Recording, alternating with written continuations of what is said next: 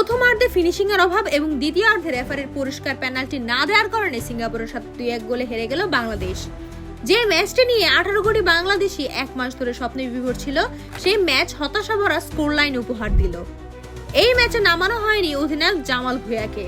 সমর্থকদের প্রশ্ন, তাহলে জামাল ভুঁইয়াকে কেন অধিনায়ক করা হয়েছে? কোন দলের অধিনায়কের জায়গা যদি পাকাপোক্ত না থাকে তাহলে কেন তাকে অধিনায়ক করা? শুধু কি প্রেস কনফারেন্সে ইংলিশ বলার জন্য? যাই হোক, কাবেরার কথা আর বলতে চাই না। ম্যাচের প্রথমার্ধে সমিত সোম অসাধারণ কিছু পাস দিয়েছেন। রাকিব ফাহমিদুল দুজনেই এই পাস পেয়েছেন, কিন্তু তখন কেউ গোল করতে পারেনি। দ্বিতীয়ার্ধে হামজার পাশে একমাত্র গোলটি করেন রাকিব। বাংলাদেশ প্রথম থেকেই লং পাসে খেলা শুরু করে, তাতে খুব একটা সুবিধা করতে না পেরে বরং ছোট ছোট পাসে বিল্ড আপ করার চেষ্টা করে। ম্যাচে 45 মিনিটে গোল করে সিঙ্গাপুরের সং ইয়ং।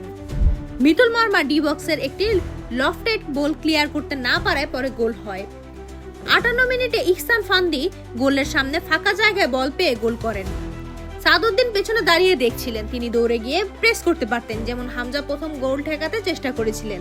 দ্বিতীয়ার্ধে বাংলাদেশ তাদের খেলার ধরন বদলায়, ছোট ছোট পাশে বিল্ড আপের চেষ্টা করেন। 67 মিনিটে রাকিব গোল করে বাংলাদেশের দর্শকদের মনে আশা সঞ্চার করেন।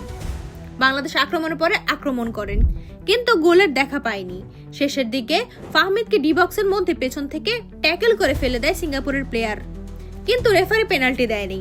রেফারির আচরণ ঠিক বাংলাদেশের পক্ষে ছিল না, অনেক ফাউল দিতে পারতেন, দেননি। এই ম্যাচ হেরে বাংলাদেশের হিসাব কঠিন হয়ে গেল।